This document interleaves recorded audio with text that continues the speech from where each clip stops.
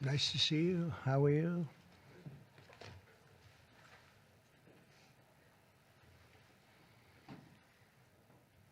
We have a lot of athletic talent and great people behind me.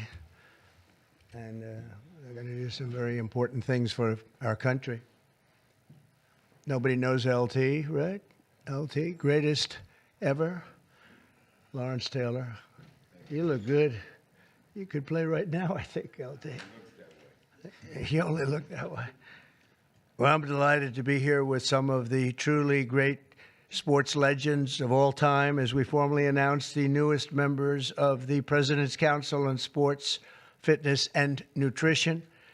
This is an important step in our mission to make America healthy again. It's something that's very important, what we're doing, very important. Dating back to the administration of President Dwight D. Eisenhower, this council has championed the vigor and strength and vitality of the American people. Today, we continue that very proud tradition. This group is led by two-time major champion and one of the greatest players in the world, one of the highest ranked, and he just had a phenomenal Open Championship, as you probably saw, shooting one round that wasn't so good, and then he came back with about a 65 or something. He was getting a birdie on every hole. They were worried he might not make the cut, and he made the cut by about 200 strokes. It was pretty amazing, and he had a great week, actually. And he's also the longest hitter of a golf ball, I think ever, but, you know, they say ever. I would say ever. And the longest in the world today, and it's Bryson DeChambeau. He's a great guy, been my friend for a long time. And from his storied amateur career, where he won the U.S. Amateur, I think once or twice. Did you win it? It was once, and then the NCAAs as well. Okay, you won a lot of other championships, but U.S. Amateur champion. And then, as you know, he won at Wingfoot, won the U.S. Open in Pinehurst. And Bryson has always been a phenomenal ambassador to sports and to golf, but generally to life, in my opinion. He's a smart guy and a good guy, great guy, loves our country.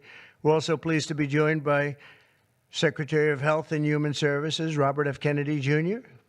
Bobby, you do a great job. He's got some big things happening, and he's got some big statements to be made very shortly in terms of, over the next few months, in terms of what they've been doing and finding answers to some very, very important questions. Secretary of Education, Linda McMahon, who's phenomenal, wherever you may be, Linda. Hi, Linda. What are you doing back there? And look, you've been reading about her exploits and the job that she's been doing, and we're very proud of her. Council Executive Director, Catherine Granito.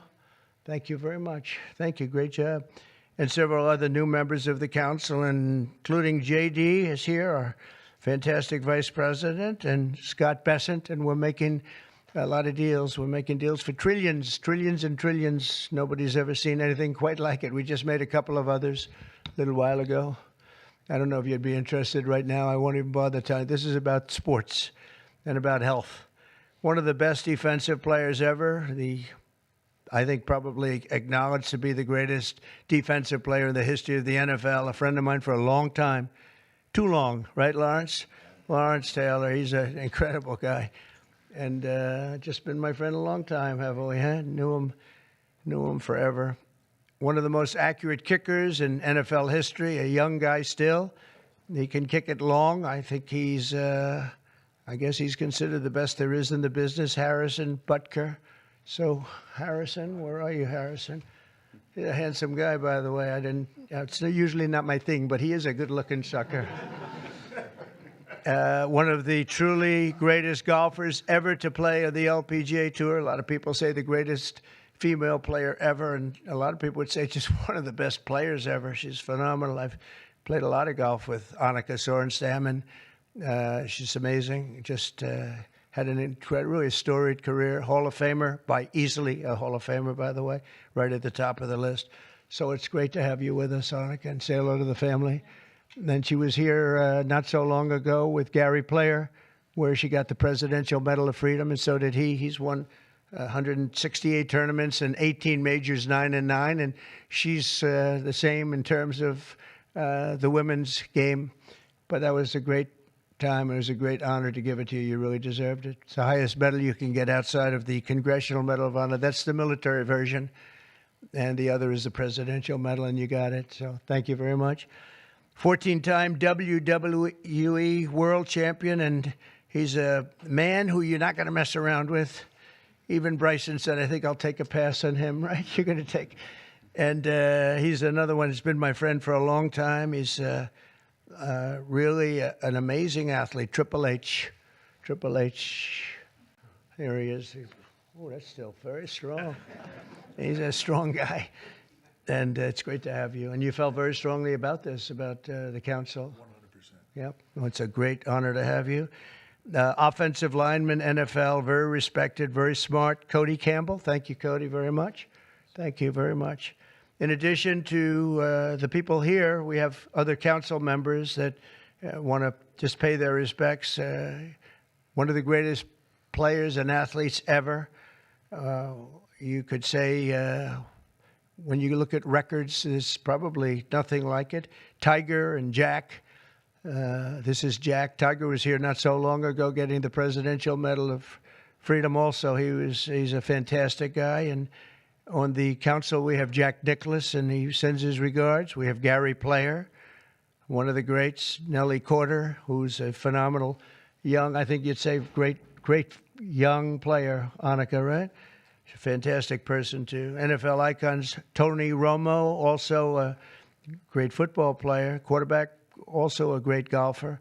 Nick Bosa, who's, you know him, he's a modern-day version of Lawrence. What do you think? He's pretty good, right, Lawrence?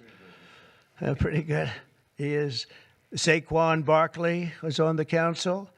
And Tua Tagovailoa, the quarterback, who is really, he's been fantastic. He's been, when he's not injured, he's great. He's got to stay healthy. But he's a great guy. NFL Commissioner Roger Goodell is on the commission. NFL Commissioner Gary Bettman. And the great one, Wayne Gretzky, is on. And a man who also received the Presidential Medal of Freedom, Mariano Rivera. And when I looked at his record, it was unbelievable. The Sandman, my wife said, why do they keep playing the Sandman when he walks in? And I said, because he just puts the batter to sleep. He was great. When you look at his record compared to second, and Raleigh Fingers was great, and he was really great. But when you look at the record, boy, Mariano had a record. I've never seen anything like it. He was so high up. The order that I'll sign today in a few moments directs the council to develop strategies to improve America's physical fitness and renew the American spirit, excellence, competitiveness, and sportsmanship. To that end, I'm pleased to announce that we're officially restoring the Presidential Fitness Test and the Presidential Fitness Award, and it's going to be a very big thing. From the late 1950s until the 2013, graduate scholars all across our country competed against each other in the Presidential Fitness Test, and it was a big deal. This was a wonderful tradition, and we're bringing it back. I think Bryson and everybody here wanted to see if we could bring that back, and it's turned out to be very popular to do. My administration's also pressing forward with the important reforms in sports and athletics, and the group behind me and the others that I mentioned and others that I've asked to join. We have many great athletes I've asked to join the council, and we're going to let some of them come in. But they're going to also be working on college football in terms of what happened. It's a mess. What happened? It's what they're doing with college football, and the fans are upset about it, and players are being taken from team after team and being traded around like playing cards, and a lot of money's passing, and nobody knows what's happening.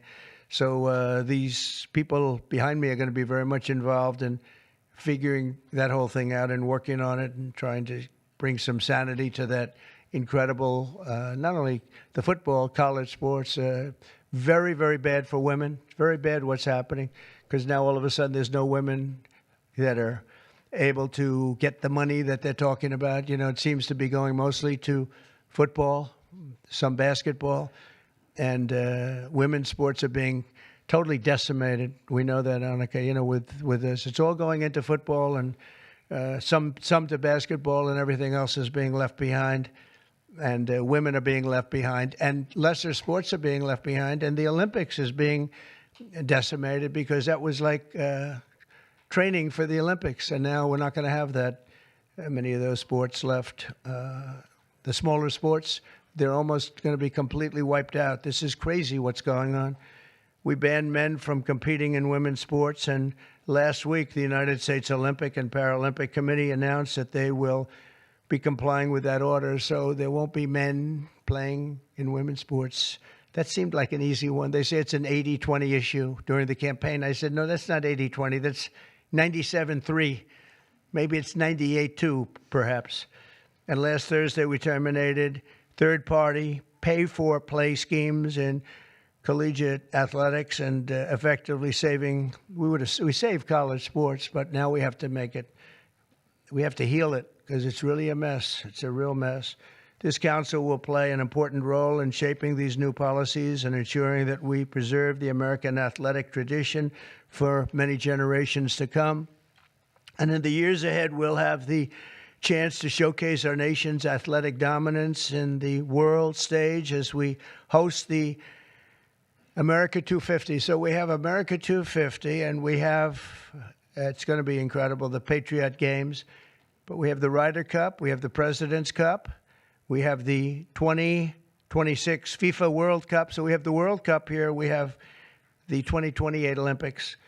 So when they cheated on the election and they picked somebody that wasn't supposed to be there, I was very upset before that, because I got the Olympics and I got the World Cup. I was the one that did it. I can't say I got America 250. It just happened to be 200. I'd like to take credit for that, but I don't think I'll be able to. But we have a big thing coming up. But I was very upset because I got them, and it was skipped an election season. And so it took place in the next term after the term that we were supposed to have. And I was extremely angry. And then when I won, I said, wait a minute, I think I just picked up the Olympics and I just picked up the World Cup. So it worked out sort of cool. But I want to again, thank everybody in the council. They want to work, too. These are people that really, we only do it by request. And people, they want to work and they want to make things better. And I hope they can make college sports better. They can heal it. They can find a solution. It's not going to be that easy. But you have a lot of smart people. So I'd like to begin by introducing Bryson to say a few words. And then we'll have Triple H, and we'll have a couple of other people say something. And then I'm going to sign that good-looking couple of pieces of paper. And it means a lot. It's going to be a very important council, and thank you all for being here. Bryson, please. Thank you, everybody, for being here. And first off, I'd like to say thank you to President Trump and Vice President Vance for your support and this initiative and council. And to be honest, I never would have thought that this opportunity would have been here right at our doorstep.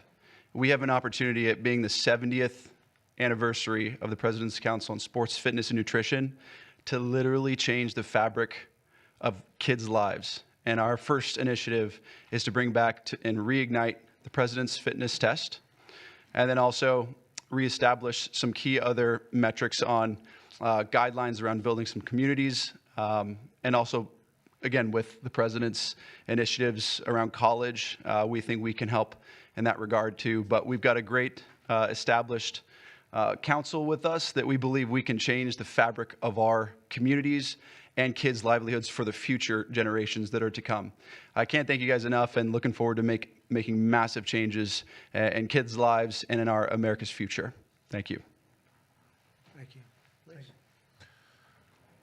First of all, I'd like to say the same. Thank you to President Trump. Thank you for this honor. I'm humbled by it.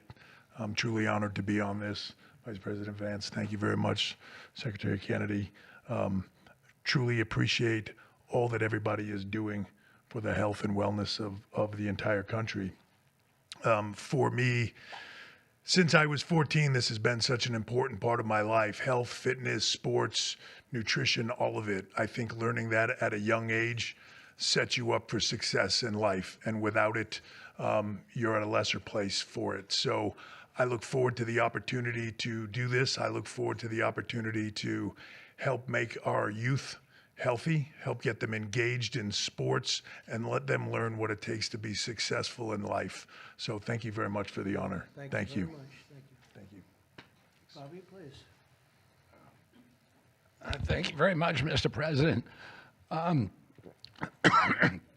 In December of 1960, a month after he won the election, my uncle, who was about to be president, wrote an article for Sports Illustrated called "The Soft American," and he was lamenting the fact that America had prided itself on its beef jerky toughness, and that we were losing that. We were falling behind Europeans. We were falling behind other nations.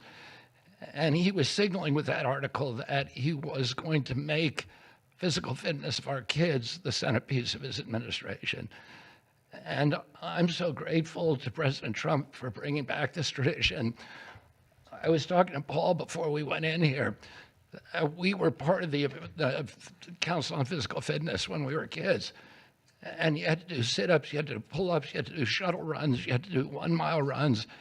And they awarded the top 15% with a patch and with recognition and with certificates.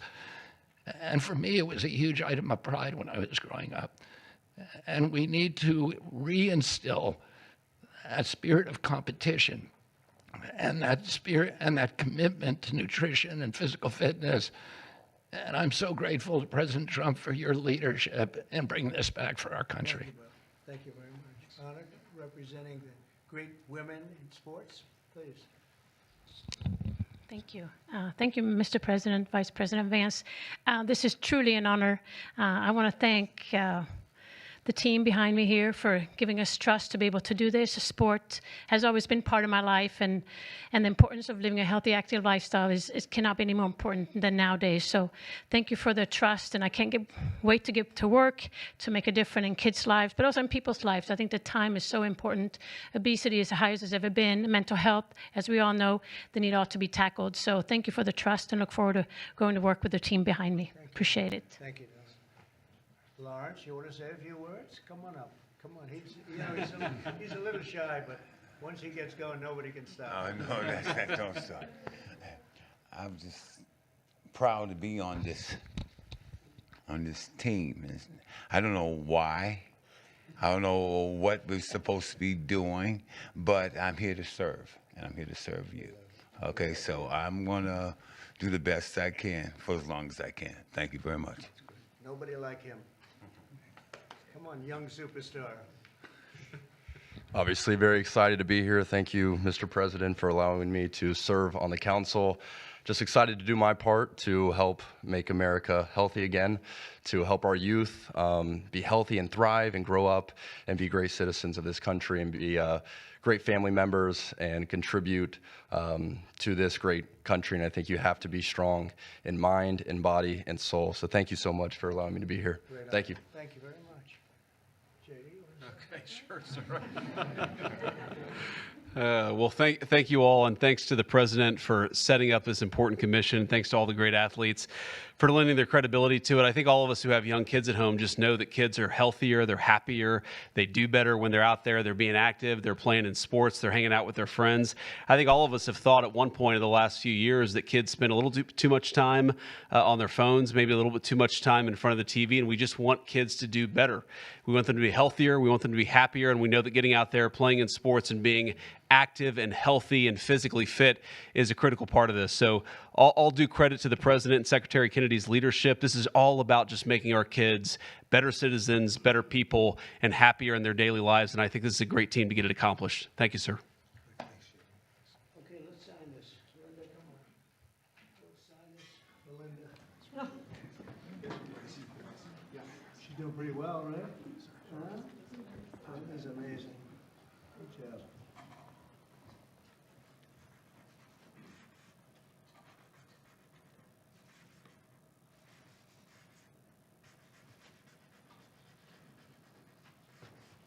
Okay, we got it.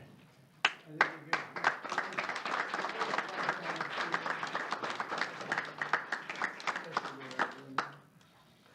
Okay, we'll pass them around, please. Okay, you good? Okay. That is not signed with an auto pen. There's no auto pen. We don't want auto pens in the White House. Okay. Any questions, please? I think probably about this. What has sports meant to you? And did you have a sports hero growing up? Maybe Lawrence Taylor. I don't know. It could be Lawrence. Or I know him so well. Well, a lot of sports heroes. It meant a lot. I was always a person that loved playing sports. I was good at sports. When you were really focused on sports, you thought about nothing else. There was nothing else outside. It kept you. And to an extent, this is one of the reasons I like golf. You get away for a couple of hours. I play quickly and get through it. And for 2 hours, you're not thinking about all of the nonsense and all of the important things, frankly, but it cleans your mind. No, I think sports is so important. I think what this council is doing is going to be very important, and it gives you a little exercise, sometimes a lot of exercise. It's a great thing. It's a great thing. Sports are, you learn about people and you learn about how people compete. Now, it doesn't mean that if somebody's not a good athlete, a lot of people just are not good athletes, so they can't compete. But you learn about people playing sports and playing sports with and against some. So I've always loved it. It's been very important to me. These people are, inspirations. These are the top people in their individual sports. The council itself, I mean, they have some of the greatest champions, for the most part, the greatest champions in their sport. So they really understand sports, and understanding it's very important. Thank you for the question. Yeah, please. Please, go ahead. Yeah, Mr. President, can you talk about your plans for the new ballroom that was announced today? Yeah. The $200 million, that's going to be paid for by yourself? By me, yeah. Private donations? It's a private thing, yeah. I'll do it, and we'll probably have some donors or whatever, but it's about $200 million. So we've been planning it for a long time. They've wanted a ballroom at the White House for more than 150 years, but there's never been a president that was good at ballrooms. I'm really good. In fact, I looked at one that we just built in Turnberry in Scotland, and it's incredible. We're good at building. I'm good at building things, and we'll get it built quickly and on time. It'll be beautiful, top of the line. We've retained the best architects and engineers, everything else. It'll be built over on the east side, and it will be beautiful. It'll be views of the Washington Monument. It won't interfere with the current building. It'll be near it, but not touching it, and pays total respect to the existing building, which I'm the biggest fan of. It's my favorite. It's my favorite place. I love it. But they've wanted it, and when they have big events, you entertain the president of China or the president of any place, and you have big crowds. They've always had to get a tent. And you've probably been to some of them, Bobby. When it rains, it's a disaster. And the tent's 100 yards. That's more than a football field away from the main entrance. And people are schlopping down to the tent. It's not a pretty sight. The women with their lovely evening gowns, all of their hair all done, and they're a mess by the time they get. And they've always wanted to have it. And I said, in the first term, I said, if I get another shot at this, I'm going to do a ballroom. I was pretty busy in the first because I was running the country, and I was also fighting for survival with all of the lunatics I had to beat. But it worked out, obviously, it worked out very well because here we are. But I always said I was going to do something about the ballroom because they should have one. So we'll be leaving it. It'll be a great legacy project, and I think it'll be special. You saw some renderings of the initial. I think it'll be really beautiful. No government dollars, no. Week between this executive order, trade, Russia, Gaza, but also the family of Virginia Giuffre released a statement overnight in response to some of the comments that you made this week. You said that Jeffrey Epstein stole people from Mar-a-Lago. At the time, did you know why he was taking those young women, including Virginia? No, I didn't know. I mean, I would figure it was ABC fake news that would ask that question, one of the worst. But no, I don't know really why. But I said, if he's taking anybody from Mar-a-Lago, he's hiring or whatever he's doing. I didn't like it, and we threw him out. We said we don't want him, at the place. This is a story that's been known for many years, as you know. But it's, I didn't like it that he was doing that. Yeah, please. Say it again. If Canada moves forward with recognizing the Palestinian state, is that a deal breaker? Well, we're going to see. No, I didn't like what they said, but that's That's their opinion. I didn't like that. Not a deal breaker, but we haven't spoken to Canada today. He's called, and we'll see. But we have made a few deals today that are excellent deals for the country. You know, we're taking in literally trillions of dollars for the country. This is making our country very rich and respected again. We have, you know, I tell these people, and I say it as much as I have to say it, but every leader is at NATO, and I was in the Middle East with the three great countries, three great leaders, Qatar, you know, Saudi Arabia, UAE, and everybody said the same thing. All of the NATO countries, essentially, they said that we were a dead country. 1 year ago, we were a dead country. Now we're the hottest country in the world. Look at you people. We're the hottest country anywhere in the world. We're doing great. Yeah, do you have a... What's the holdup with the negotiations with Canada? Well, they have to pay a fair rate. That's all. It's very simple. They have been charging very, very high tariffs to our farmers, some over 200%. And they've been treating our farmers very badly. They've been treating our country very badly for years. And look, we like Canada. I love Canada. I have so many friends in Canada. But they've been very poorly led. They've been very, very poorly led. And all we want is fairness for our country. That's all. You know, they want to be under the, as we call it, the Golden Dome. And I said, well, you know, you're going to have to pay for that. They want a lot of things from our country, and for years we did it. We basically protect them with our military. They spend very little money on their military, as you know. Not an acceptable amount of money. Yeah, please. Thanks a lot, Mr. President. Your tariffs policy goes into effect tomorrow. Yeah. As you know, a federal appellate court today heard oral arguments about whether or not you had the authority to unilaterally impose those tariffs. I'm not going to get you to weigh in on the legal arguments, but you're weighing your decision to do that, your authority to do that, based on a 1977 law that's never been invoked before. Why didn't you invoke this Well, we've law? been winning all along, just say it. I just want to ask you, why didn't you invoke this law in your first term? You could have taken in billions upon billions of dollars in your first term, but you waited until your second Yeah, term. because in my first term, I was fighting lunatics like you who were trying to do things incorrectly and inappropriately to a president that was duly elected. And we did do certain tariffs in the first term. If you look at China, we took in hundreds of billions of dollars from China. But when COVID came, the last thing I was going to do is tell France and Italy and Spain and a couple of other countries that we're going to hit you with tariffs. We had to fight the COVID situation when that came. But if you look at my first term, we took in hundreds of billions of dollars worth of tariffs, but you people didn't cover it very well. Mr. President, Yeah, please. Go ahead. Thank you so much. I'm representing the foreign policy today. I'm asking you two questions on foreign policy. The first one, do you plan to re-engage diplomatically with Iran, go with direct talks with them, or are you happy with the current situation, having no deal with Iran? Well, Iran has been acting very badly. They were decimated. Their nuclear capability, that potential, which could have happened within 3 or 4 weeks, was decimated. It's been obliterated. The Atomic Energy Commission said the place is just decimated. Now they can start again, but they'd start in different sites because they were hit. I tell you what, the job these pilots did with their B-2 bombers, those unbelievable machines, they traveled 36 hours without stop. And they hit every single target. Every bomb hit they went right down the chutes. And then, as you know, we shot 30 rockets from submarines that were hundreds of miles away, and they hit every target.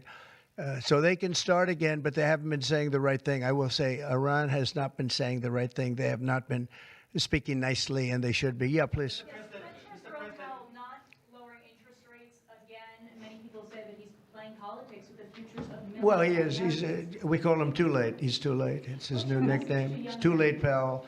He's terrible, the Federal Reserve Chairman. Not only that, he's building a building. He's at $2.9 billion. It's actually 3.1 if you include other areas that are essentially the same thing. Way over budget, has no idea what he's doing. And I would say he's probably good at that compared to what he does with interest rates. But, you know, we have him there, and it was a mistake. I put him in, and then Biden extended him. And Biden only extended him because he knew I couldn't stand him. And that turned out to be not a good thing for Biden. Although he did lower interest rates just prior to the election. Didn't work out too well for them. But he did lower them. pretty substantially just prior to the election. No, he's a political hack, not very good. He's not a smart guy, Brian. Mr. President, sports fans have been very supportive to go back to the original names of the Cleveland Indians, the Washington Redskins. Oh, I love that. Love the sound of that. Well, I do the Washington Redskins. I think they should do it. I told the mayor and I told people that they should bring back the name. If they bring back the name, you'll have a lot of excitement. And I mean, Cleveland Indians, how about that? That was an original franchise, 1903 or something, 1906, an original, the Cleveland Indians. And what do? They changed the name from Indians. What's wrong with the word Indian? You know who is upset about it? The Indians are upset about it. They're upset about Redskins, too. So Redskins, I guess you'd say it was a little bit lesser of a case, but people want to see the Redskins, and the Indians want to see the Redskins back. No, I recommend it. I was asked that question the other day. The Washington Redskins, it's a fabled franchise. And now, I don't even know what the hell their last name is. What are they, Commanders or something? Is it Commanders? It's not a good name. Wait a minute. Wait a minute. No, not you. You. Mr. President, Kamala Harris, as you know, is not running for governor of California. She's not going to do it. What do you see in her political future, sir? Well, she can't speak. She can't talk. She can't do an interview. I thought it was a very strange campaign that we had. But, you know, I had two of them. We were up by like this massive number of points on Biden, and they said, let's change to Kamala. Nobody knew who Kamala was. Nobody knew her last name, Harris. They said, we're going to get Vice President Harris. Everyone said, who the hell is Harris? They only knew her by the first name. But no, I thought she was a terrible candidate. Look, don't forget, she didn't really get the nomination. I mean, that whole nomination was strange. She was the first one out. You know, she took a good amount of points with her when she announced, but nobody knew her. And once they got to know her, she dropped out very shortly after she started. And she started with a pretty good, you know, she was like in second or third place.